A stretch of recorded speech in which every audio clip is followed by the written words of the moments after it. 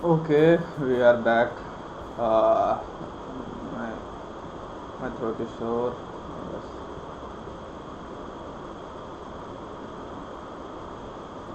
Came down कर लेते हैं, देखते हैं कि live.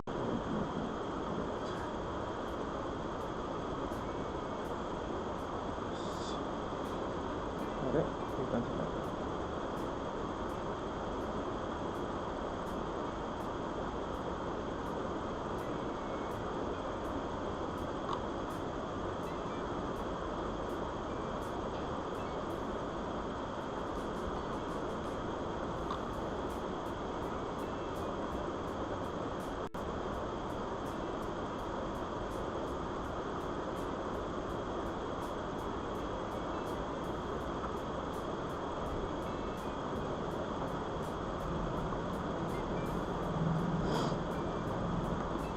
Okay.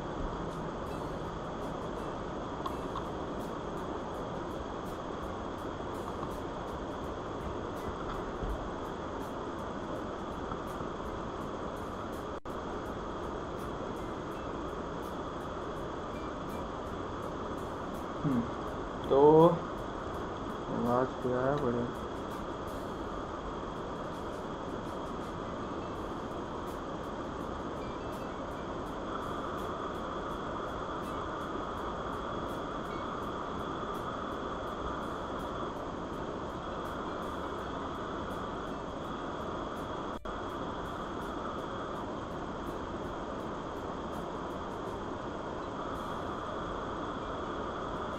Okay, we are back.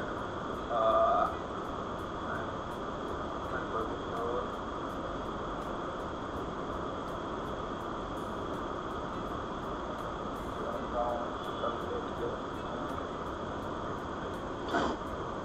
Okay, now पहला हम लोग को ख़त्म करना, क्या ख़त्म करना है? सबसे पहले ख़त्म करना है, सबसे पहले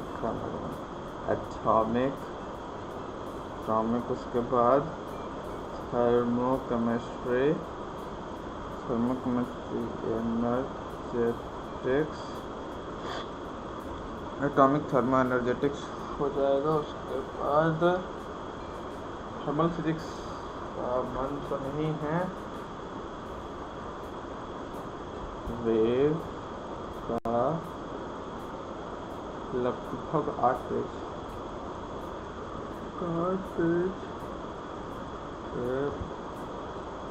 सेक्सुअल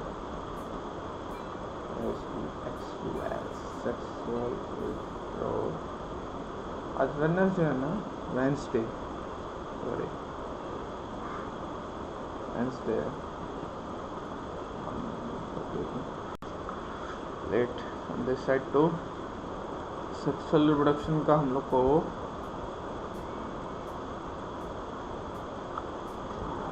मालूम होना चाहिए।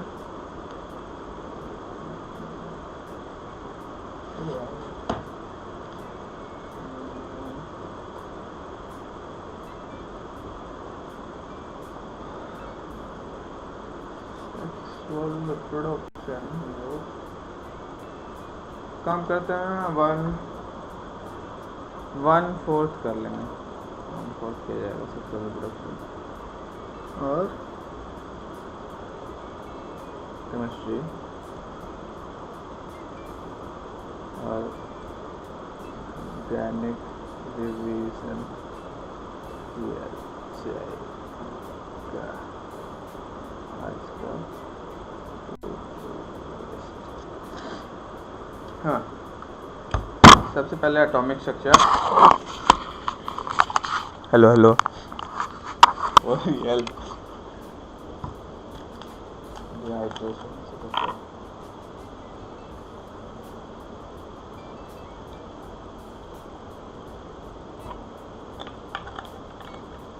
atomic structure should take like 1.5 hour to complete with questions। और मैं याप भी करूँगा तो उसमें भी टाइम जाएगा। याप आजकल बहुत याप करूँगा। एटॉमिक स्ट्रक्चर एटोमियो से बनना है। ए मतलब नॉन, एटोमियो मतलब डिवीज़न, मतलब नॉन डिविजिबल है। ग्रीक वर्ड है एटोमियो, Dalton atomic theory, basic law of mass conservation पे बेस्ड होता है। Every element is made up of extremely small particle called atom which can't be further divided, वो divide नहीं हो पाता आगे, नहीं हो सकता आगे, हो पाता करने की बात है। Atoms of the particular element are similar but they differ from their atom of other element. सारे एलिमेंट सेम, मतलब एक एलिमेंट का एटम सिमिलर होता है but different from other element.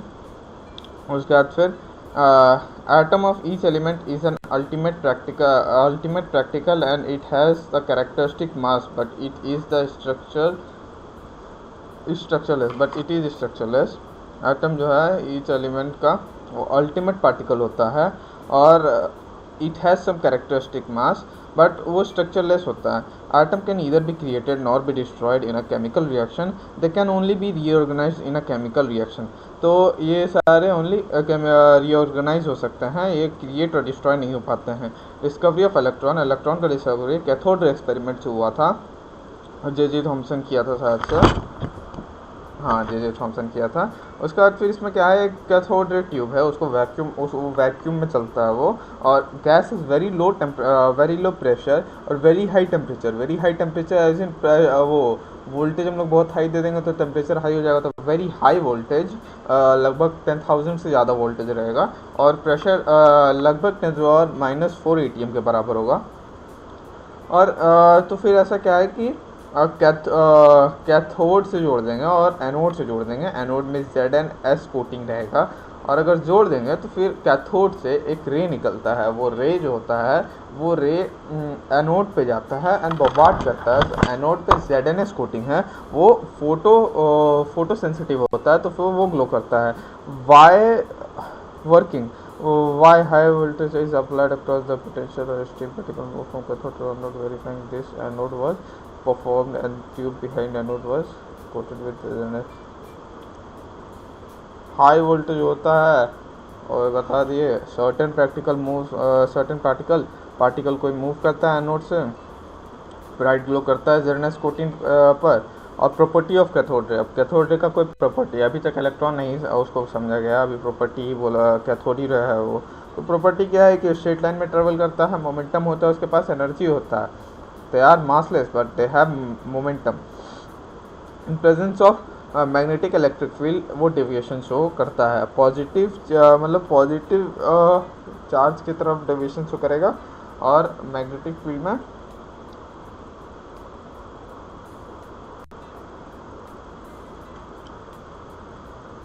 Magnetic field में नहीं पता। The nature of cathode ray is independent of the material of electrode and the nature of gas inside the discharge tube. This proves that the electron are common constituent of matter. Electron जो है common constituent of matter होता है। They produce heating effect when they strike against an object placed in path, तो वो heating effect show करते हैं। कोई भी पाथ से अगर वो जाएंगे, कोई भी पाथ में अगर टकराएंगे, जैसे मेटल वगैरह में टकराएंगे तो हीटिंग इफेक्ट शो करेंगे। अब कुछ इंपॉर्टेंट इन्फो है इलेक्ट्रॉन पे। मास ऑफ इलेक्ट्रॉन 9.1 × 10⁻³ होता है, 0.3055 AMU हो गया। हाँ, उसके बाद फिर 1 फराडे 96500 कूलम होता है, 16500 कूलम सही है। तो इसको 1 फराडे क्या हुआ, चार्ज ऑन 1 मोल इलेक्ट्रॉन हो गया 1 फराडे। अब ये हो गया अपना बात डिस्कवर्ड जो होता है जे थॉमसन के थ्रू होता है और नेम स्टोनली के थ्रू होता है। तो ये सब याद रखो ना रखो, कोई इंपॉर्टेंट नहीं है। अब एनोड रे एक्सपेरिमेंट क्या है कि कैथोड को परफोरेट कर दिया और उसके पीछे ZnS कोटिंग लगा दिया। Perforated cathode inside the discharge tube by creating high voltage and low pressure, some rays move from anode to cathode as known as anode ray और कैनाल रे, इसको कैनाल रे भी बोलते हैं। Anode ray are positively charges when hydrogen gas was taken inside the discharge tube, then the lightest particle, मतलब अब lightest proton जो है, लाइटेस्ट पॉजिटिव चार्ज पार्टिकल जो है वो प्रोटॉन है, मतलब प्रोटॉन बोल रहे हैं, वो वेरी करता है, वो गैस पे डिपेंडेंट होता है। तो अगर हाइड्रोजन डालेंगे तो सबसे हल्का मिलेगा क्योंकि हाइड्रोजन के पास एक ही है एंड ऑल।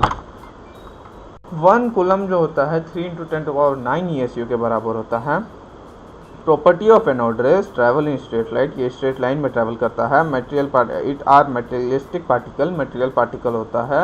और उसके बाद फिर मैग्नेटिक फील्ड वगैरह के साथ रखेंगे तो फिर नेगेटिव प्लेट पे नेगेटिव प्लेट के पास ये होगा, क्या बोलते हैं, डिफ्लेक्ट होगा। उसके बाद फिर द नेचर ऑफ पॉजिटिव रे depend on nature of gas, positive रे का जो नेचर होता है वो गैस पे डिपेंड करता है। स्पेसिफिक चार्ज ऑफ पॉजिटिव रे also depend on nature, specific charge जो होता है वो भी नेचर पे डिपेंड करता है। वॉल्यूम और वॉल्यूम ऑफ रेशियो मैक्सिमम, जो E/m रेशियो है वो मैक्सिमम होता है, मतलब स्पेसिफिक चार्ज जो रेशियो है ये मैक्सिमम होता है हाइड्रोजन के लिए, क्योंकि मास जो होता है वो मिनिमम होता है किसी भी प्रोटॉन का।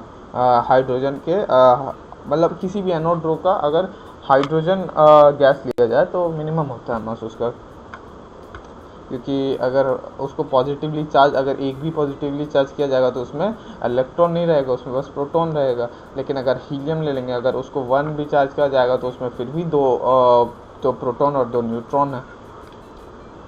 वॉल्यूम ऑफ ये हो गया। उसके बाद फिर सब important info about proton, proton का भी कुछ इम्पोर्टेंट इन्फो है।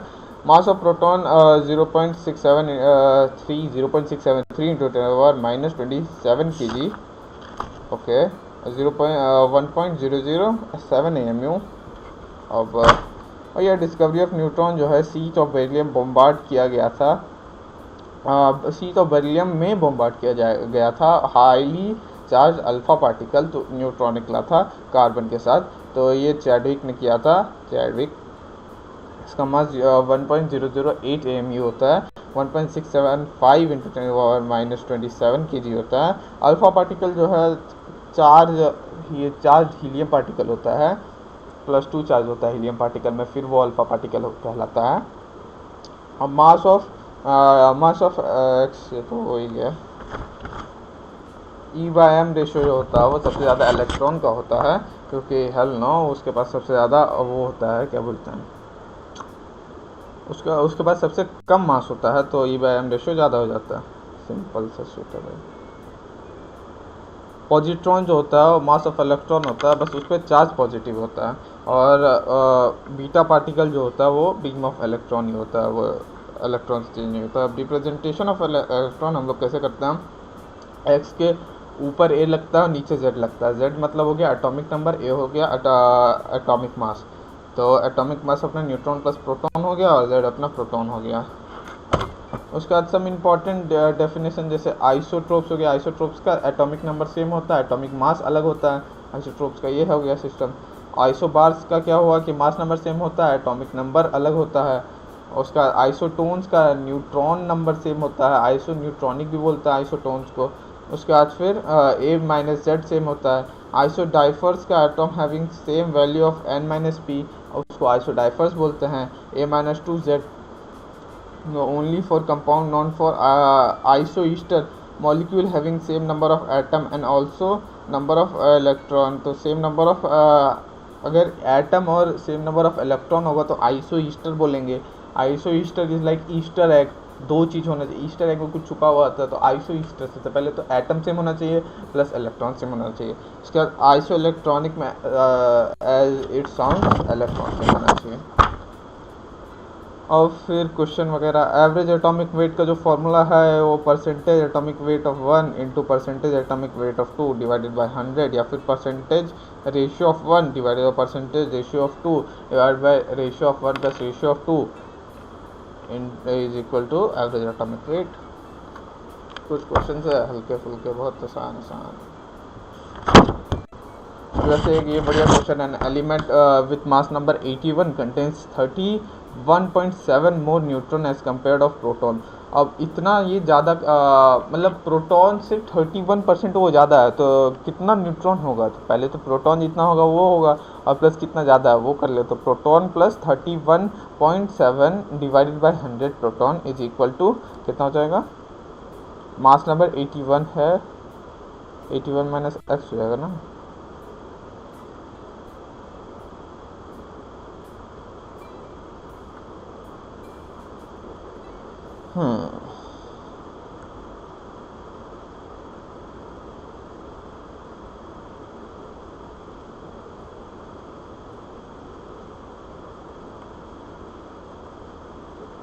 ओके, सो यहाँ है सही। एटी पर माइनस पी करेंगे तो फिर ऐसा सिस्टम होगा। सही है, जैसे ये गलत है।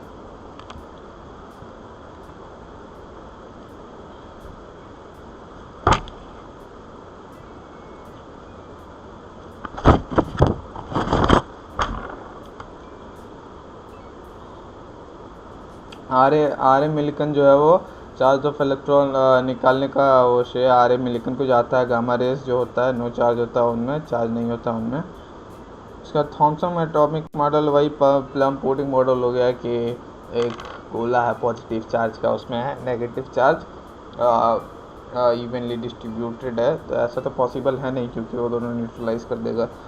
रदरफोर्ड अल्फा स्कैटरिंग एक्सपेरिमेंट क्या है कि ये एक बहुत थिन गोल्ड फॉइल लिया गया था, उससे बम्बार्ड किया गया था, उस पर पता मतलब कुछ वापस आए, कुछ सीधे चले गए, ज़्यादातर सीधे चले गए।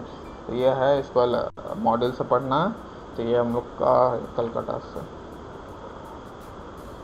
कल का भी टास्क किया साथ में सक्सेसफुल हो जाएगा मेरा।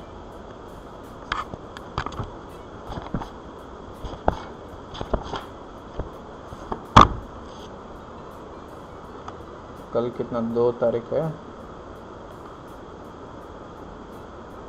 कल 2 तारीख है। 2 का टास्क अपना पहले तो आइए FPS कम हो जाता है।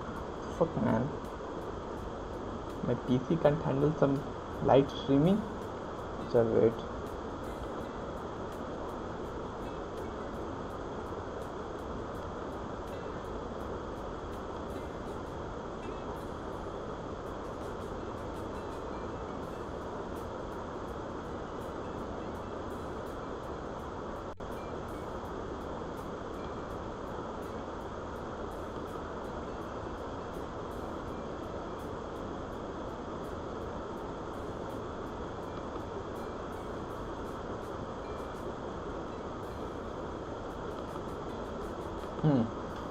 Now it's all right. मैं सब चीज़ बंद कर दिया। तो कल किया जाएगा सबसे पहले थॉमसन और रदरफोर्ड का हेडिंग किया जाएगा। उसके बाद फिर रदरफोर्ड बोलता है कि साइज़ ऑफ न्यूक्लियस जो है साइज़ ऑफ एटम से बहुत छोटा है। कितना छोटा है? तो साइज़ ऑफ न्यूक्लियस जो है फर्मी के ऑर्डर में आता है, 10⁻⁻15 के ऑर्डर में आता है, जबकि साइज़ ऑफ एटम जो है वो 10⁻⁻10 के ऑर्डर में आता है। उसके बाद फिर अगर रेशियो लेंगे तो फिर रेशियो लेना आता है, not a big deal. Atom nucleus, atom जो है वो हम लोग न्यूक्लियर बोलेंगे, मतलब लाइक एटम अगर हम लोग कभी बोलेंगे तो वो न्यूक्लियर, वो बहुत छोटा हो गया। लेकिन एटॉमिक वॉल्यूम जो एक्स्ट्रा न्यूक्लियर हो गया, तो एटम न्यूक्लियर हो गया और एटॉमिक वॉल्यूम एक्स्ट्रा न्यूक्लियर हो गया। Radius of N, radius of अगर न्यूक्लियस हम लोग देखेंगे तो radius of N is equal to R0 into A का पावर 1/3, ए का पावर मतलब रूट क्यूब रूट, तो मास नंबर का क्यूब रूट होता है, और R0 जो होता है 1.33 इंटू 10⁻⁻15 होता है। Find the radius of the nucleus of aluminium, ये वगैरह आसान है। द डेंसिटी ऑफ न्यूक्लियस जो होता है ऑल एलिमेंट का कांस्टेंट होता है, सेम होता है सारे एलिमेंट का, क्योंकि आई डोंट नो फैक्ट, मतलब सेम होता है। ये प्रूव भी किया हुआ है। अगर हम लोग निकालेंगे तो 3/4 R0 का क्यूब ही आएगा, तो फिर वो ज़्यादा बिग डील है नहीं। मास ऑफ इलेक्ट्रॉन जो होता है mass of proton divided by 1837 हो जाएगा। तो 1837 हम लोग ये याद रखना, 1837 का फैक्टर का इलेक्ट्रॉन, मतलब समझना सिस्टम है। सो electromagnetic waves, it is the energy transmitted from one body to another in forms of waves. Since these wave have electric and magnetic field, so known as EM waves. electromagnetic waves जो है वो एक body से दूसरे body में transfer होता है। Since इस वेव के पास इलेक्ट्रिक और मैग्नेटिक दोनों नेचर होता है, तो इसको हम लोग EM वेव्स बोलते हैं। Microwaves, radio waves, infrared waves, ETC वगैरह जो है सारे इसमें आते हैं। दे ट्रैवल परपेंडिकुलर, बोथ जो है मैग्नेटिक और इलेक्ट्रिक दोनों परपेंडिकुलरली ट्रैवल करते हैं। ऐसे ऐसे करता है तो दूसरा ऐसे ऐसे करता है, अरे भाई ऐसे ऐसे करता है, दूसरा ऐसे ऐसे करता है। The travel velocity of the light AC is equal to 3 × 10⁸. सबको पता है। Wavelength is equal to distance of one wave, distance of two consecutive crest वगैरह, हटाओ। फ्रीक्वेंसी हो गया number of waves passing through a point for a second is known as frequency. Time period is taken by waves to pass through a point. Speed velocity distance travel by one wave in 1 second, तो ये हो गया speed slash velocity. Wave number हो गया क्या है ये,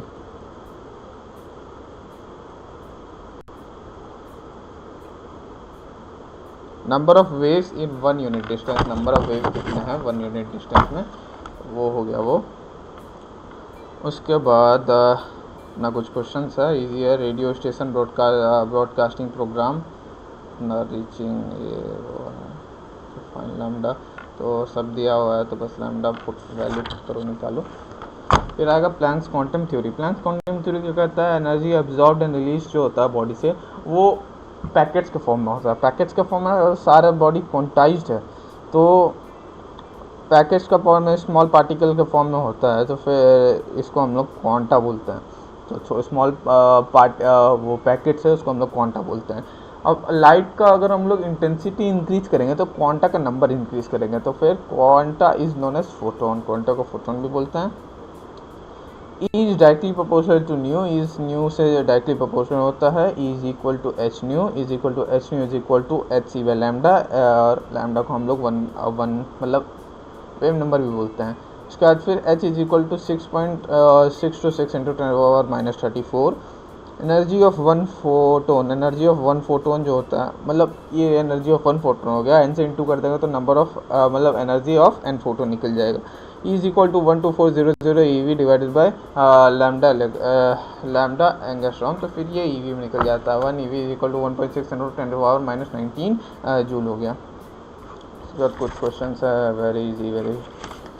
उसके बाद फिर ये है, the gas absorb a photon of wavelength lambda, it's reemit the photon of, मतलब जितना एब्जॉर्ब करेगा उतना ही वो रीएमिट करेगा, या फिर वो रीएमिट ट्रांसमिट जो भी करेगा वो जितना एब्जॉर्ब किया है सबका समेशन ही होगा। तो फिर वो आगे बढ़ो। बोर्स एटॉमिक मॉडल, अब Bohr's atomic Planck's quantum theory हो गया। Bohr's atomic model for only single electronic species के लिए बोर्स इलेक्ट्रॉनिक मॉडल है, एटॉमिक मॉडल है। तो फिर the model is based on classical laws of physics, classical laws of physics में पे बेस्ड है। क्वांटम थ्योरी ऑफ रेडिएशन पे बेस्ड है। पोस्टुलेट क्या है, atom has a nucleus where all the proton and neutron is present. Atom के पास एक nucleus है जिसके पास प्रोटॉन और न्यूट्रॉन प्रेजेंट होता है, न्यूट्रॉन बोले न्यूक्लियस प्रेजेंट होता है। ऑल इलेक्ट्रॉन एंड न्यूट्रॉन होना चाहिए, क्योंकि न्यूट्रॉन में ही तो प्रोटॉन और न्यूट्रॉन आता है, न्यूक्लियस में ही तो प्रोटॉन और न्यूट्रॉन आता है। The size of nucleus is small and contractly located in atom, तो साइज ऑफ न्यूक्लियस जो है वो स्मॉल होता है और सेंट्रली जो होता है, कॉन्ट्रैक्टली नहीं, सेंट्रली लोकेटेड ऑन एटम, मतलब सेंटर में लोकेटेड होता है। उसके बाद फिर negative charge electron revolve around the nucleus just like planetary system. Negative charge जो इलेक्ट्रॉन होता है वो प्लेनेटरी सिस्टम जैसे अर्थ घूमता है सन के अराउंड वैसे ही घूमता है, तो प्लेनेटरी सिस्टम लाइकवाइज घूमता है। उसके बाद फिर ये जो सेंट्रीफ्यूगल फोर्स होता है वो कूलम्बिक फोर्स, इलेक्ट्रोस्टैटिक फोर्स और जो सेंट्रीफ्यूगल फोर्स होता है दोनों बैलेंस आउट कर देता है एक दूसरे को। तो फिर मल्टी इलेक्ट्रॉनिक स्पीसीज़ में हम लोग ये क्यों नहीं कर पाते हैं, क्योंकि मल्टी इलेक्ट्रॉनिक स्पीसीज़ में हम लोग ये तो निकाल लेंगे कि न्यूट्रॉन और इलेक्ट्रॉन का क्या सिस्टम है, क्या उसका इलेक्ट्रॉन मतलब अभी तो बोलते हैं अट्रैक्टिव फोर्स है, क्या उसका रिपल्सिव फोर्स है, but repulsive force between two electron निकालना मुश्किल है। और मोमेंटम ऑफ टू इलेक्ट्रॉन मतलब दो इलेक्ट्रॉन का हम लोग ये पता नहीं कर सकते हैं, पोजीशन पता नहीं कर सकते हैं। पोजीशन डिटरमाइन होगा तभी होगा, वरना तो फिर मतलब ऐसा ही कुछ है।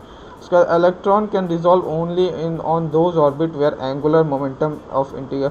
अब इलेक्ट्रॉन उसी ऑर्बिट में रिवॉल्व करेगा जिसका एंगुलर मोमेंटम हैश के बराबर होता है। अब हैश क्या हुआ, hash is equal to h/2π, h/2π होता है हैश, और हैश का हम वैल्यू लिख लेते हैं। Hash is equal to 6.626 into 6/626 divided by 2 divided by 3.16, तो हैश का वैल्यू हो गया n into 1.04 into 10⁻⁻34 and into 1.4 into 10⁻⁻34 के अगर इंटीग्रल में रहेगा तो फिर ये मतलब घूमेगा, ये इसका ऑर्बिट यही है। हैश क्या होता है, हैश क्या होता है, h/2π होता है, हैश सिंपल सा। एंगुलर मोमेंट कभी भी पूछेगा एंगुलर मोमेंटम तो फिर हम लोग mvr को n हैश के उससे इक्वेट कर देंगे, सिंपल है। उसके बाद which of the following is करेगा, ये हटाओ। Those orbit in which electron can revolve around the nucleus are known as stationary orbit. वो जो उसको समझाने लायक कुछ नहीं है। The energy of electron remains same in stationary orbit. The emission and absorption of energy by quanta is only when electron is moving differently at different energy level। अब जैसे emission और absorption तभी होता है जब इलेक्ट्रॉन एक energy level से दूसरे एनर्जी लेवल में आएगा, या तो एब्जॉर्ब होगा या तो रेडिएट होगा। अब डेल्टा ई जो होता है वो ई हायर माइनस ई लोअर होता है। उसके बाद each stationery orbit is associated with a definite amount of energy, therefore a stationary orbit are also known as energy level and n numbered as n is equal to 1 2 3 4 away from nucleus होता है ये सब। उसके बाद फिर electron inner to outer absorb करेगा, अगर बाहर से अंदर जाएगा मतलब अंदर से बाहर जाएगा तो फिर एब्जॉर्ब करेगा, बाहर से अंदर जाएगा तो रेडिएट करेगा, एमिट करेगा।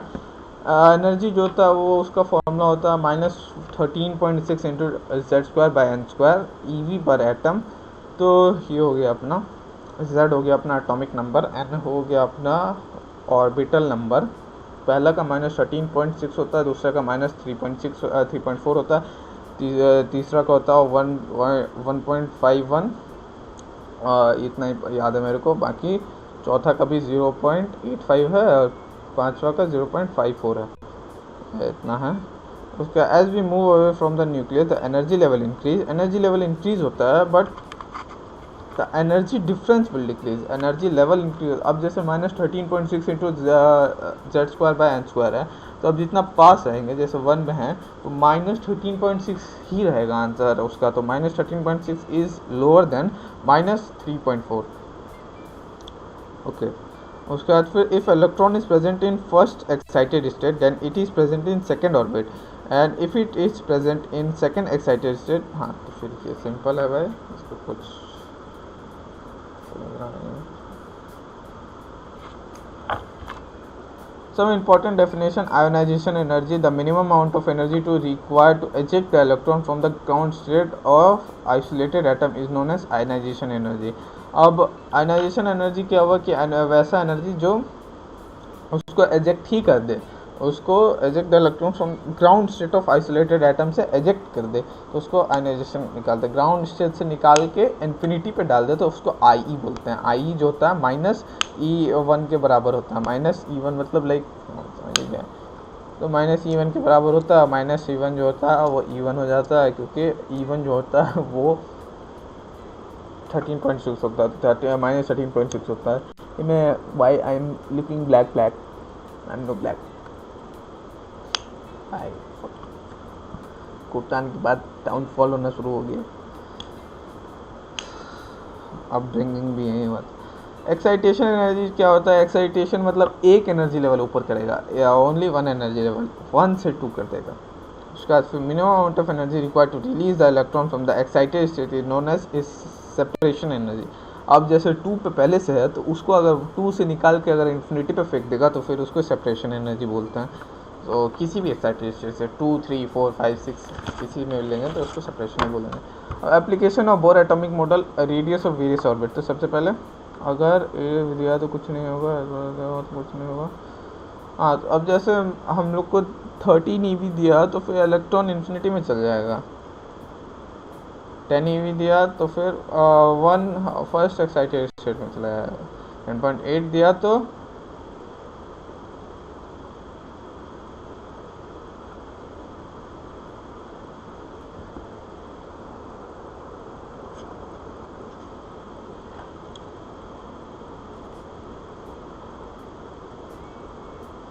हाँ, अब जैसे एटम है वो कुछ एनर्जी को या तो एक्सेप्ट करता है या तो रिजेक्ट करता है। अब जैसे वो 8 है, अब अब ये जो एक्सेप्ट रिजेक्ट वाला चीज़ है, ये इन्फिनिटी पे जाने वाला इलेक्ट्रॉन पे अप्लाई नहीं होता। अब जो इन्फिनिटी पे जा रहा है वो तो इन्फिनिटी पे जा रहा है, उस पर तो इन्फिनाइट प्लेस है, वो कितना भी काइनेटिक एनर्जी से वो मूव कर सकता है। लेकिन अब जो यहाँ है क्या ऑर्बिट में हो, उसको तो एक सर्टेन वेलोसिटी से ही मूव करना होता है। तो फिर अगर मान लीजिए मान लो कि 3.4 मिला, तो 3.4 मिला तो कहीं नहीं जाएगा। लेकिन अगर 10.2 मिलेगा तो फिर वो 1 एक्साइटेड स्टेट में जाएगा। और अगर 10.8 मिला जबकि वो कहीं नहीं जाएगा, जबकि वो 10.2 में जा रहा था। तो क्या चीज़ है कि वो बस ग्राउंड स्टेट में ही रहेगा, सिंपली वो रिजेक्ट कर देगा क्योंकि उसका ग्राउंड स्टेट के डिफरेंस के बराबर नहीं आता है।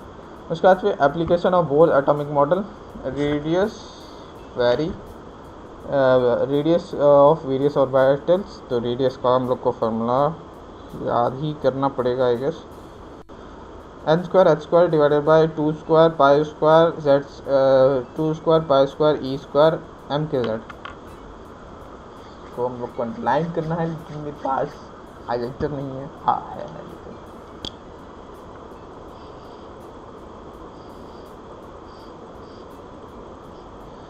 क्या है N square by H square divided by 2 square Z square E square M के जेड, नहीं 2 square N square 2 square pi square ई स्क्वायर 2 पाई ई 2 पाई फिर N square H square divided by 2 का स्क्वायर पाई का square ई का square और m के z. तो ये हो गया रेडियस का formula. Putting the values of all the constant, अगर हम लोग ऑल द कांस्टेंट का वैल्यू डाल देंगे तो फिर हम लोग को मिलेगा r is equal to 0.529 into 10 to into n square by Z square angstrom में आता है। उसके बाद r is directly proportional to n square by Z square. Velocity of electron अगर देखें तो वेलोसिटी ऑफ इलेक्ट्रॉन आएगा k Z E square 2 pi by 2 pi like E. तो K Z 2 pi N by H. फिर opposite of it's like reciprocal कर दिया and radius का वो रूट ले लिए, तो ऐसा समथिंग कुछ। Putting the value of all the constant v is equal to 2.188 into 10 to power 8 centimetre per second. तो सेंटीमीटर को मीटर में कन्वर्ट करने के लिए हम लोग को क्या करना पड़ता है, हम को डिवाइड करना पड़ता है। डिवाइड कर देंगे तो 10 टू पावर -6 हो जाएगा। तो मुझे लगता है फॉर्म करना पड़ेगा ना।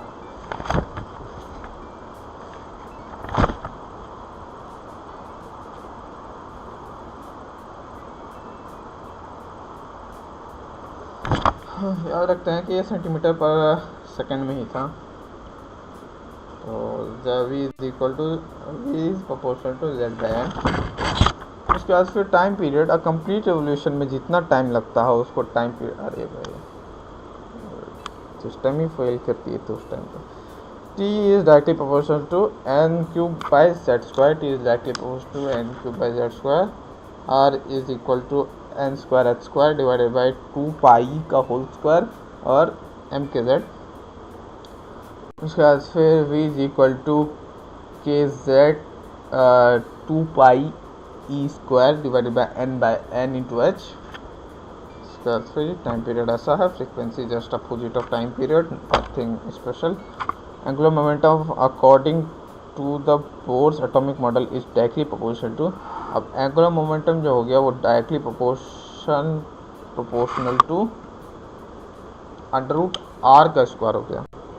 ये आर जो हो गया वो एन का स्क्वायर होता है। What the fuck.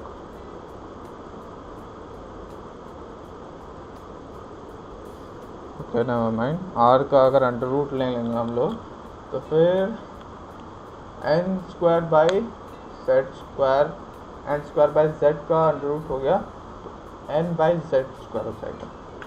ठीक है ना, हाँ सही।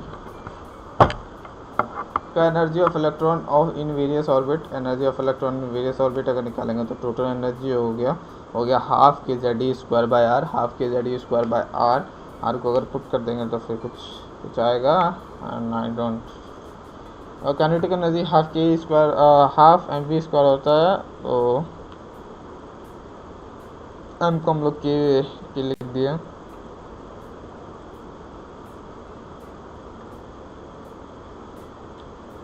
ओके, के होता है half K Z square by R, P होता है minus K Z square by R, और टोटल एनर्जी होता है अपना minus half K square by R. तो काइनेटिक एनर्जी पॉजिटिव होता है लेकिन कम होता है पोटेंशियल से, हाफ होता है पोटेंशियल का। इसका एनर्जी जो होता है, एनर्जी का हो गया -2.18 इंटू 10⁻⁻18। ये ज़्यादातर तो मैं ये वाला याद रखूँगा, -13.6 into Z square by M square eV per atom, -1312 Z square by M square. Simple है।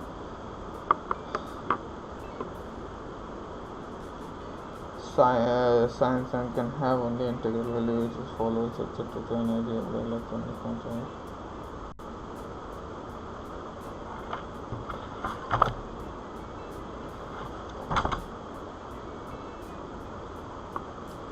सिंस n का कोई इंटीग्रल वैल्यू ही पॉसिबल हो सकता है, इसलिए एनर्जी क्वांटाइज्ड होता है। उसके बाद रेडियस ऑफ फर्स्ट ऑर्बिट ही वो distance between second and third orbit या सन, तो find the ratio of area, इतना ratio of area second third ratio बोला तो ये कर लेंगे।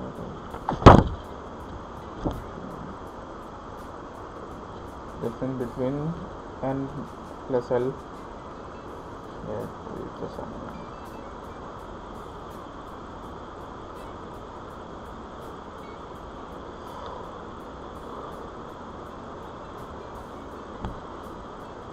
so the following orbit have the value of लिखे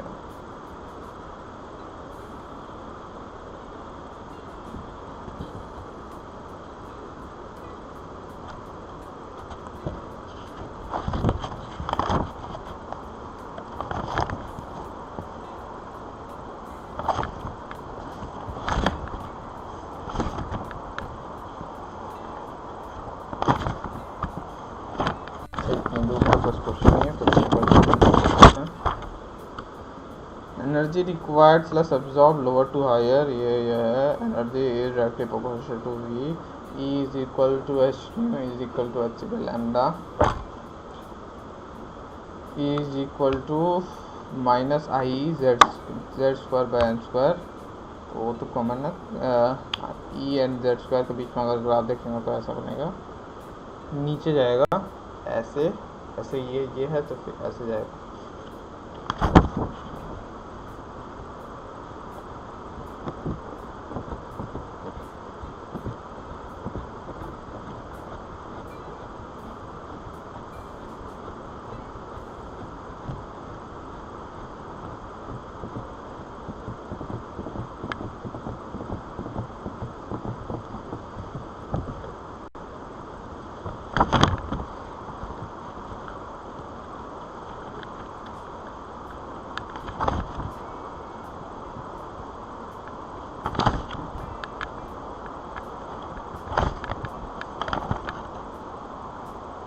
आज बस थ्योरी करते हैं, बाकी आगे करेंगे। एनर्जी ऑफ एन ऑर्बिटल क्या है कि अगर एच एटम है, अगर कोई तो एच एटम का अगर दूसरा ऑर्बिटल का हम लोग करेंगे तो हम उसका फाइंड करना चाहते हैं।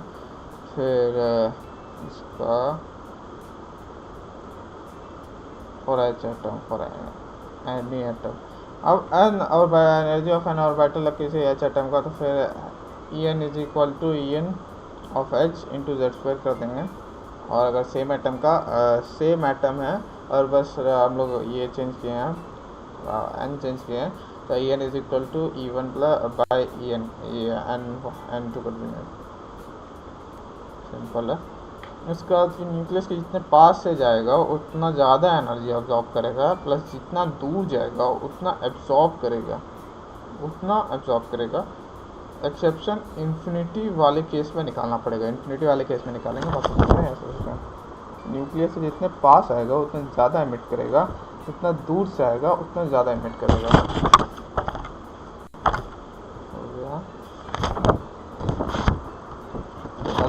इलेक्ट्रोमैग्नेटिक स्पेक्ट्रम आ गया। अब इलेक्ट्रोमैग्नेटिक स्पेक्ट्रम क्या है? The arrangement obtained by arranging the different type of EM waves in increasing order of frequency or decreasing order of wavelength is called as EM waves. Radio waves, microwaves, IR, visible, UV, X ray, gamma rays. तो gamma light, gamma Hulk बना तो it's like उसका frequency बहुत ज़्यादा है, इसको कुछ और ट्रिक बनाना पड़ेगा। तो लैम्डा बहुत छोटा है, हल्क इतना बड़ा, लैम्डा छोटा है। Spectrum, when a narrow beam of light is passed to a prism, then the dispersion of light occurs and the pattern which obtained on the photographic plate on the screen is known as spectrum. Dispersion, splitting of light into different wavelengths, splitting of light into different wavelength को हम लोग spectrum बोलते हैं। Dispersion, splitting of light, okay. Rainbow continuous होता है अगर narrow हम लोग ये देते हैं। हाइड्रोजन लाइन स्पेक्ट्रम क्या होता है? Hydrogen atomic gas is subjected to electric excitation under low pattern, then the bluish light is obtained, and when a narrow beam light is passed through a prism, then a spectrum comprising of several isolated sharp lines having defined wavelength is obtained, and this spectrum is known as hydrogen. कोई hydrogen के अंदर से light pass करा है, उसको excite करा है। Excite के बाद फिर हाइड्रोजन डी एक्साइट भी होगा। जब डी एक्साइट होगा तो एनर्जी इमिट करेगा। अगर वही एनर्जी इमिशन हम लोग वो प्रिज्म से अगर पास कराएंगे, फिर हम लोग को एक शार्प लाइन स्पेक्ट्रम मिलेगा। वही लाइन स्पेक्ट्रम, ये वाला लाइन स्पेक्ट्रम होता है, ये वाला। इसमें लाइमन बार्बल पाशन सबसे पहले होता है Lyman barbell Paschen bracket P1 Humphry. उसके बाद फिर नंबर ऑफ स्पेक्ट्रल लाइन्स अगर देखेंगे तो हाइड्रोजन लाइन में n2 - n1 divided by into n2 - n1 + 1 divided by 2। n2 मतलब कहाँ से आ रहा है, n1 मतलब कहाँ को जा रहा है। उसके बाद फिर हम लोग ऐसे भी निकाल सकते हैं कि n2 - n1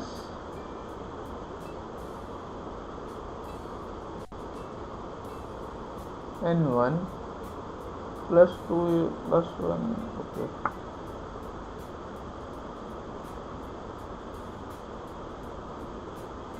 वेट, इसको कितना चाहिए? ये मैक्स होगा +2 + 1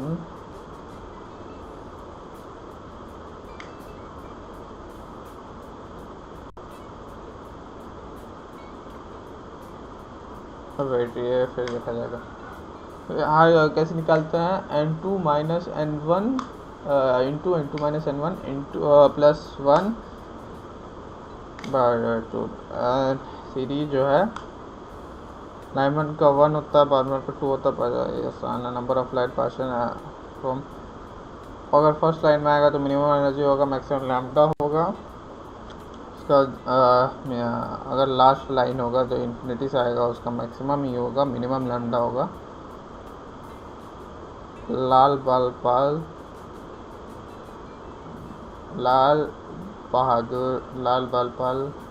BPH।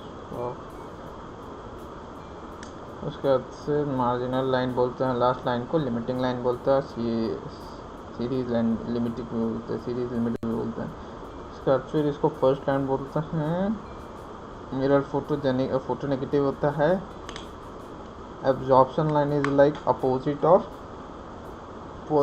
Spectral line. इन क्वेश्चन इतना ये दिया डायग्राम, क्वेश्चन बाद में क्या जाएगा, क्वेश्चन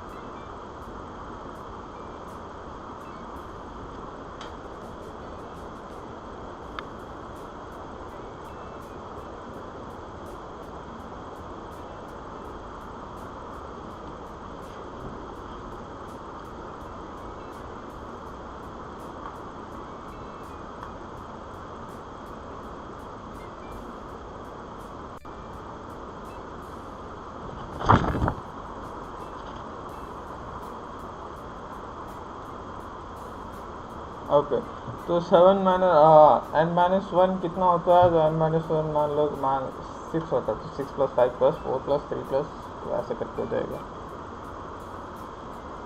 लास्ट लाइन तो साथ ही है।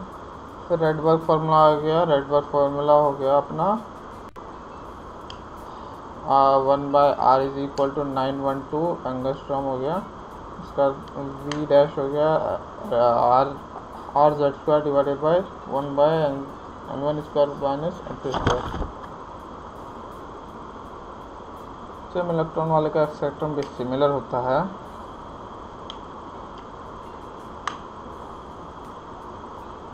So the fly represents the spectrum of Balmer series.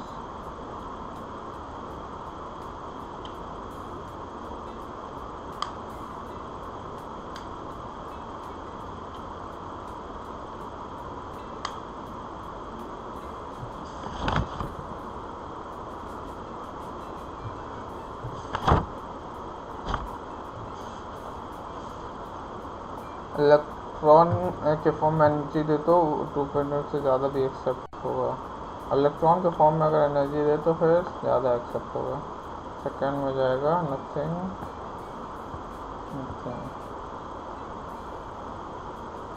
Separation. Magnetic semen ने बताया था और इलेक्ट्रिक स्टार्क ने बताया था। अब बोर्स का एटॉमिक मॉडल का ड्रॉबैक क्या था कि डजंट एक्सप्लेन मल्टी इलेक्ट्रॉनिक, ये तो पहले से पता है। उसके बाद why the angular momentum of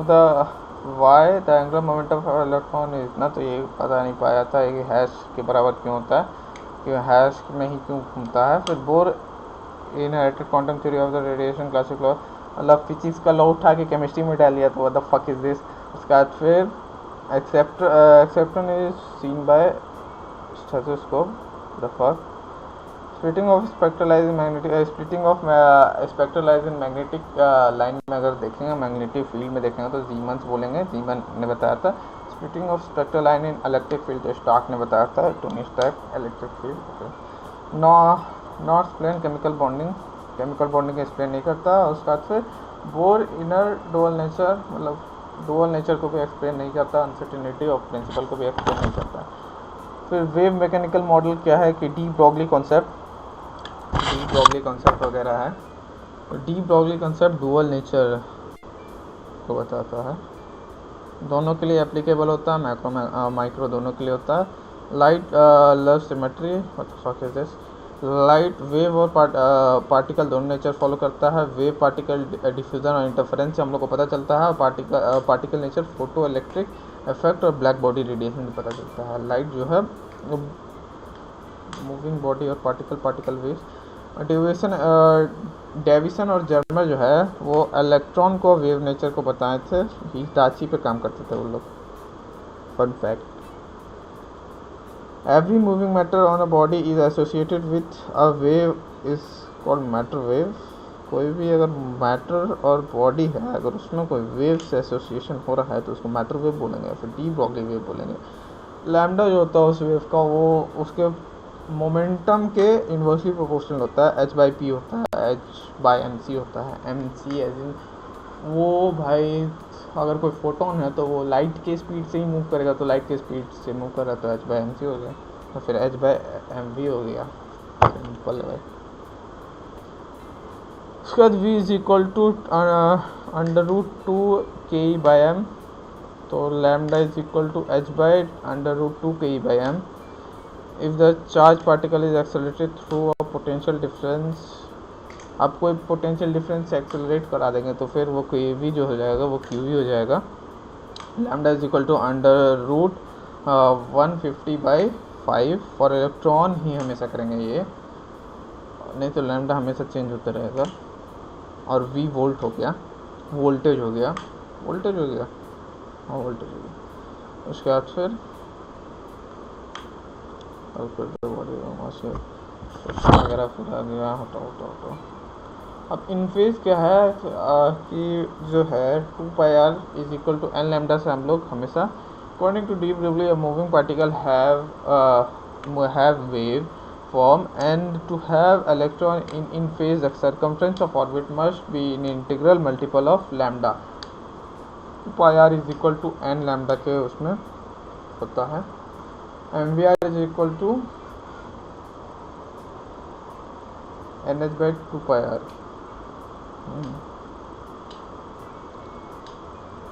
तो इससे ये भी प्रूव हो जाता है. एम वी ये वाला जो सिस्टम था उतना प्रूव हो गया. नंबर ऑफ वेव्स जो हो गया 2 pi R divided by lambda हो गया is equal to N orbit. Number of orbit बता देगा. इसके बाद फिर जब भी बोर और डी ब्रॉगली आते हैं तो बोर और डी ब्रॉगली जब भी एक साथ आएगा तो फिर 2 pi R is equal to N lambda लगाना है. डी ब्रॉगली वगैरह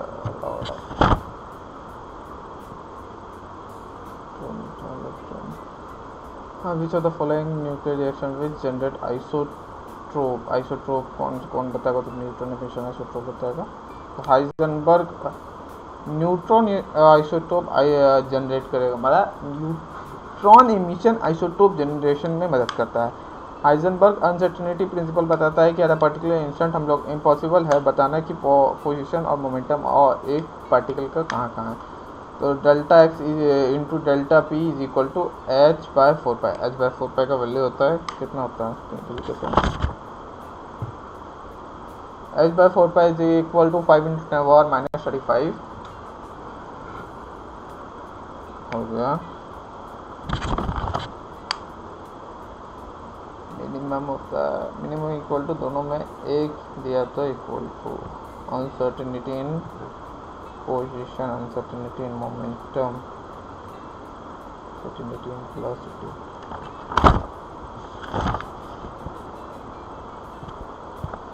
फिर अगर इसको हम लोग देखें तो इसको हम लोग हाइजेनबर्ग अनसर्टेनिटी प्रिंसिपल को 3 तरीके से वो कर सकते हैं, डिपिक्ट कर सकते हैं. Delta P into delta X is equal to hash by 2. Delta X into M delta V is equal to hash by 2. Delta E into delta T is equal to hash by 2. और delta E क्या हो गया? अब कोई भी energy हो गया जैसे कैरेटिक एनर्जी, पोटेंशियल एनर्जी, जो भी एनर्जी हो गया, टोटल एनर्जी लिया जाता है वैसे. तो टोटल एनर्जी क्या होता है? Minus half K Z E square by half K Z E square by R minus में.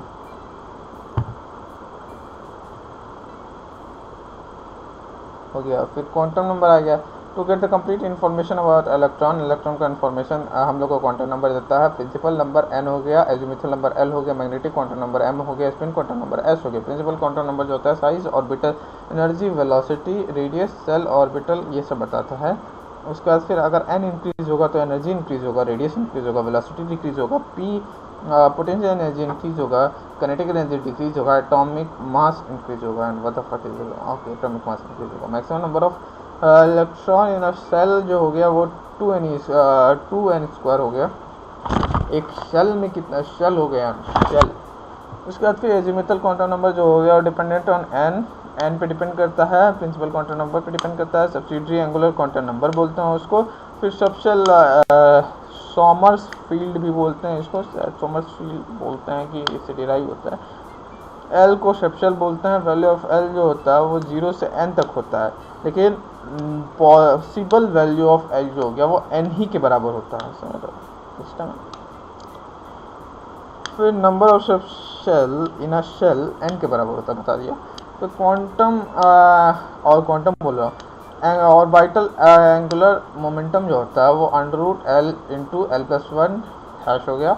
उसका maximum number of electron in a subshell 2 into 12 plus 1, क्योंकि एक सबशेल में कितना ऑर्बिटल होता है? एक सबशेल में 12 प्लस 1 ऑर्बिटल होता है. उसके बाद फिर ये शेप बताता है. एल अगर मतलब एल अगर 0 हुआ तो एस हो गया, 1 होगा तो पी हो गया, एस स्फेरिकल होता है, पी डबल होता है, डी डबल होता है, एफ कॉम्प्लेक्स होता है. Energy different subshell of multi electronic species energy decided by N plus L rule. N plus L rule से डिसाइड होगा. और H like species single electronic species energy is decided by N.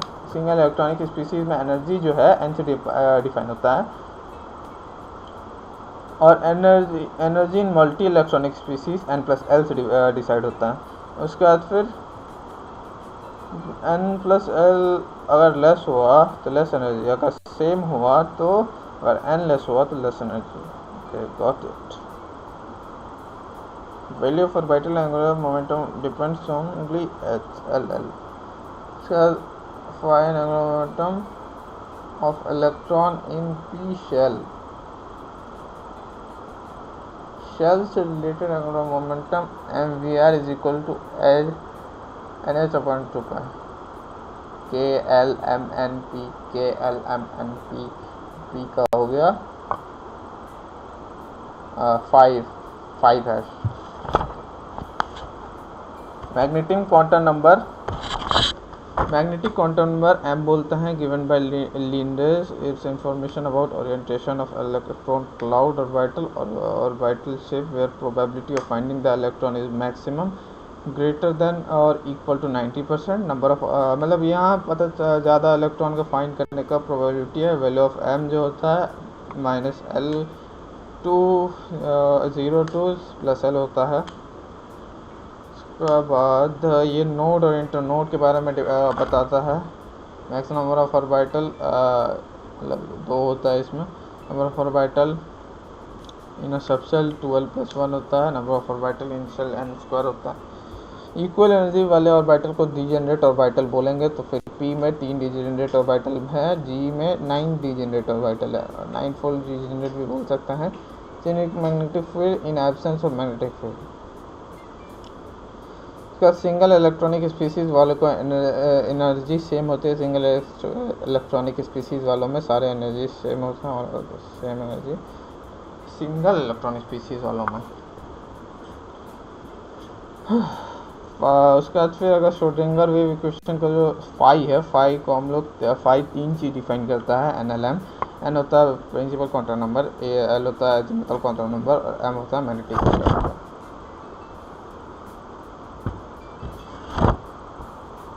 फिर nodes वगैरह है. तो nodes space where probability of finding electron is 0. Radial node, spherical node, nodal surface. Rn is equal to n minus L minus 1. Nodal plane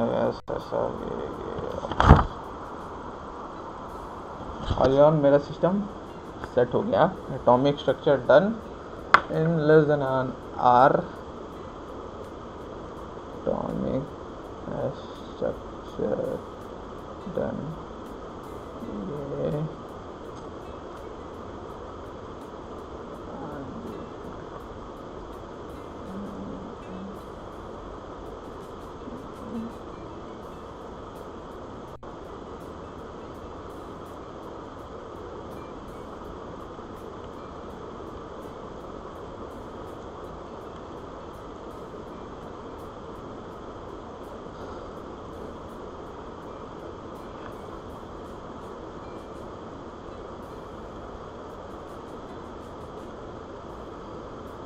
अब 2 minute का break लिया जाएगा कि मैं इंडस्टाइनर फॉल्ट ना यैपिंग करके.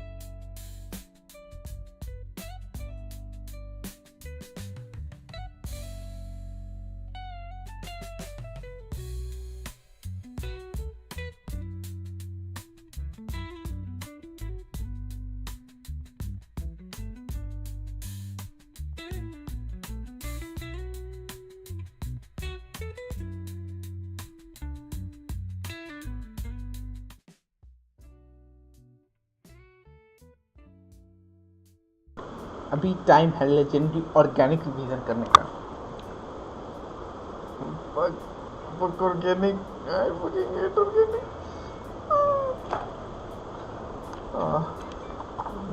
ऐसे कुछ आज एल्डिहाइड कीटोन को लिया जाएगा कॉफी ना।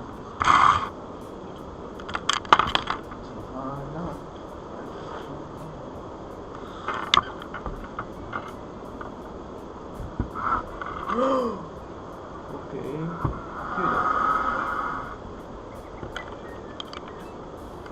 ईयरफोन क्यों लगा रहा हूँ मुझे पता नहीं, क्योंकि मैं सुन तो कुछ रहा नहीं हूँ।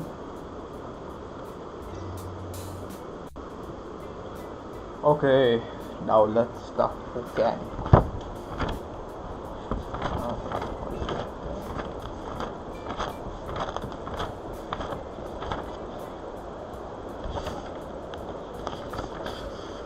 वापस से ही पढ़ लेते हैं।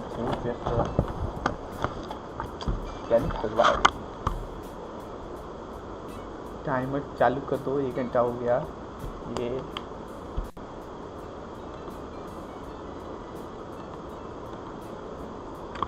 Okay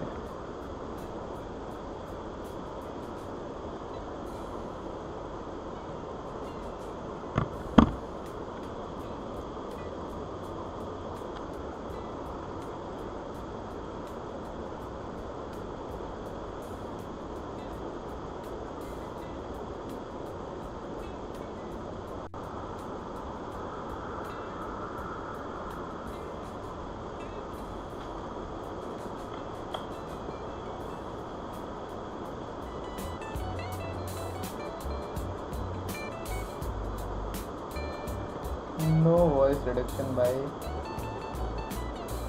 shit voice reduction.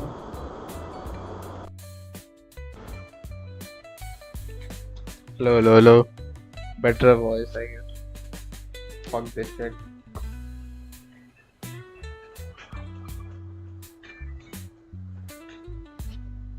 No voice reduction by shit voice reduction.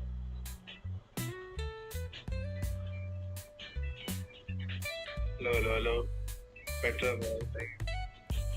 Fuck this shit. Hello, for real man. हो गया वो। उसके बाद ना कुछ तो रेडियस का हम लोग को फॉर्मूला याद ही करना पड़ेगा आई गेस। कैसे बोल रहा हूँ फक पे।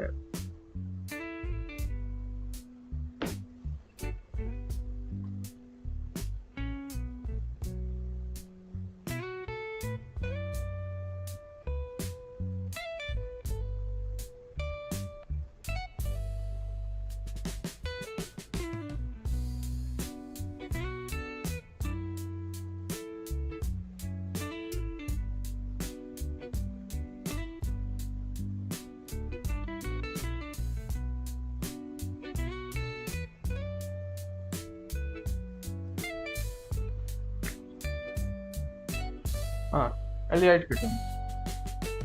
एल्डिहाइड कीटोन कार्बोनिल कंपाउंड होता है, पोलर होते हैं क्योंकि पोलर ड्यू टू रेजोनेंस होता है।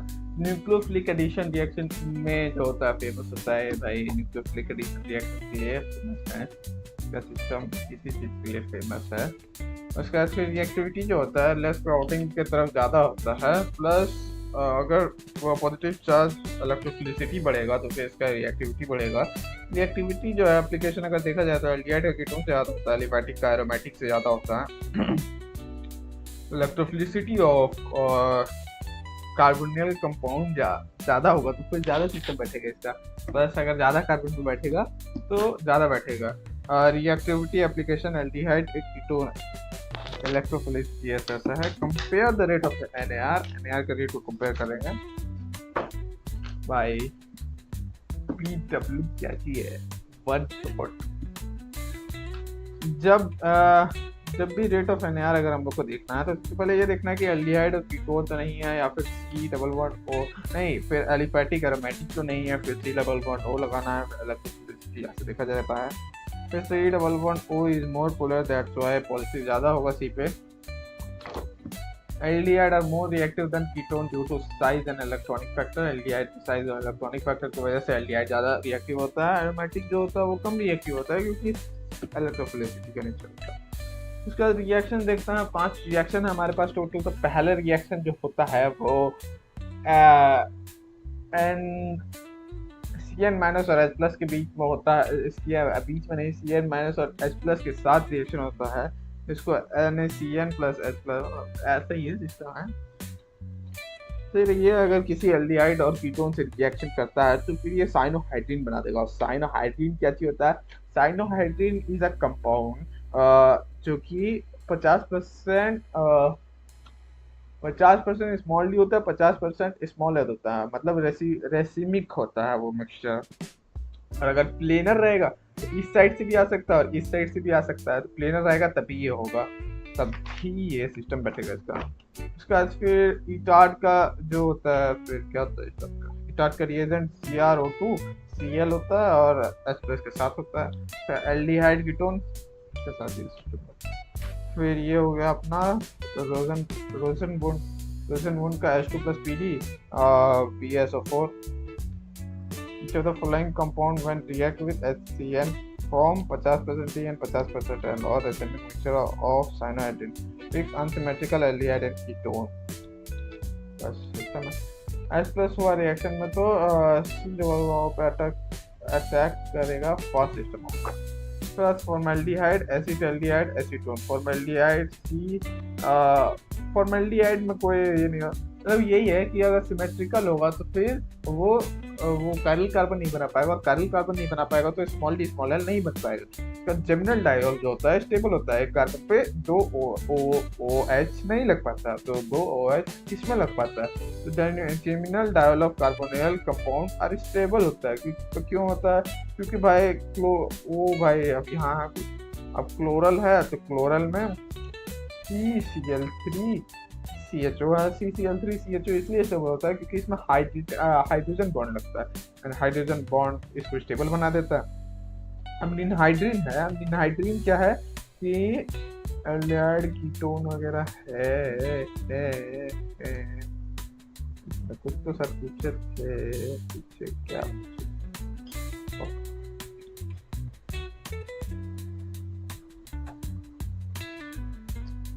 हाँ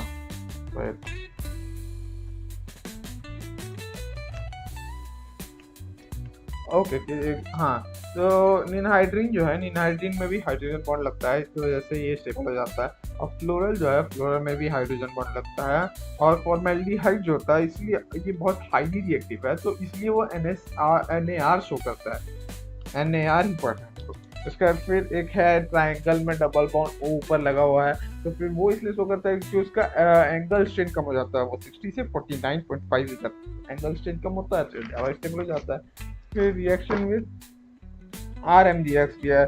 अब 5 रिएक्शन में पहला तो साइनोहाइड्रीन वाला हो गया, अब दूसरा हो गया ग्रिग्नार्ड वाला। तो RMGX के साथ रिएक्शन करेगा तो बेस RMGX 2 चीज से रिएक्शन करता है, एक तो बेस के साथ रिएक्शन करता है और दूसरा होता है न्यूक्लियोफाइल के साथ रिएक्शन करता है। न्यूक्लियोफाइल में NAR हो गया और NSR हो गया। तो अगर हम लोग डायरेक्ट ही रिएक्शन करा देंगे तो फिर ये क्या चीज करेगा, तो ये जो जैसे CH3MgI है तो CH3OH है, H जो है वो MgI का CH को दे देगा, क्योंकि CH3MgI में Mg पॉजिटिव होता है और CH जो होता है नेगेटिव होता है, इस वजह से ये सिस्टम हो जाएगा उसका। फिर CH2H5 आसान है। और उसके बाद फिर RMGX के साथ अगर हम लोग H2O दे दे या फिर कोई भी एसिड दे दे, फिर ये क्या चीज करेगा, ये करेगा ये कि ये बना दे, ये फिर MgX को पहले तो O पे बाइंड करेगा, उसके बाद फिर वाटर आके MgX को हटाएगा तो फिर वहाँ अल्कोहल बन जाएगा, प्लस R जो है वो C पे बाइंड करा देगा। तो फिर जो CO है उसमें पॉजिटिव नेगेटिव बनाओ और फिर जोड़ दो सब चीज, O पे OH लगा दो। अगर H प्लस नहीं दिया हुआ या फिर H2O नहीं दिया हुआ या फिर H3O प्लस नहीं दिया हुआ तो क्या करना उससे? उस समय कुछ नहीं करना, उस समय नहीं हटाना है। सिंपल बात है, सिंपल बात, नो बकवास। उसका टोटल क्लास रिएक्शन अगर C2 क्लास रिएक्शन का जो रिएजेंट होता है टू प्लस Cl3 ये होता है। उसके बाद फिर अगर डबल बॉन्ड पे इसको ऐसे कर देंगे तो फिर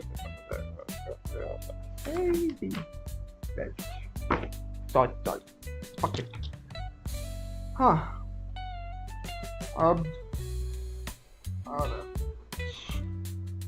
अबे ये है कि जितना भी क्वेश्चन मिलेगा RNGX के साथ उसमें पॉजिटिव नेगेटिव कर दो और उसका सिस्टम बैठा दो। अगर वाटर होगा तो एलिमिनेशन करा दो MTX का, नहीं होगा तो मत कराना एलिमिनेशन। उसके बाद फिर किसके साथ रिएक्शन करता है, स्टोनेस के साथ और फाइल के साथ रिएक्शन करता है।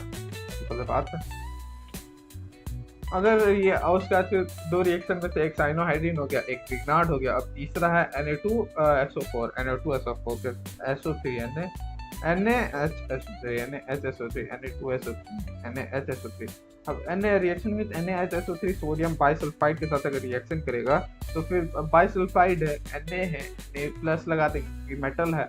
उसके बाद फिर O में माइनस लगा देंगे, फिर प्लस वाला O के साथ बाइंड कर देगा। फिर यहाँ SO3H और O माइनस Na माइनस बन जाता है। फिर यहाँ प्रोटोन एक्सचेंज होता है, कुछ तो होता है, फिर एडक्ट बनता है। एडक्ट जो होता है व्हाइट क्रिस्टल होता है, वाटर सॉल्युबल होता है। Reaction of carbonyl compound steric sensitive because NaHSO3 है इज अ बल्की न्यूक्लियोफाइल, वो bulky nucleophile. Aldehyde are more reactive than ketone, aldehyde ज़्यादा रिएक्टिव होता है कीटोन से। और अगर एल्डिहाइड ये रिएक्शन अगर परफॉर्म करेगा तो फिर RHS की तरफ जाएगा, मतलब कंप्लीशन की तरफ जाएगा। और LHS के तरफ LHS बोलते हैं कीटोन अगर ये चीज़ ये रिएक्शन परफॉर्म करेगा LHS की तरफ जाएगा, मतलब वो बैकवर्ड जाएगा, मतलब वो वापस से जहाँ शुरुआत हुआ वहाँ की तरफ जाएगा, तो रिएक्शन कंप्लीट नहीं हो पाएगा। रिएक्शन जो है सल्फोनिफिकेशन और प्यूरिफिकेशन में काम आता है, सेपरेशन एंड प्यूरिफिकेशन में काम आता है कार्बोनिल कंपाउंड में।